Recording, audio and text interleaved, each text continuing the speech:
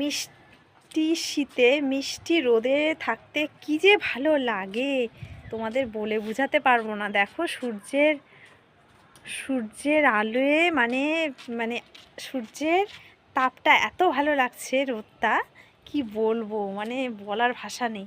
মনে হচ্ছে এখানে থেকে যাই। আর তাতান এখানে শুধু দুষ্টুমি করে যায় ছাদে আসলে।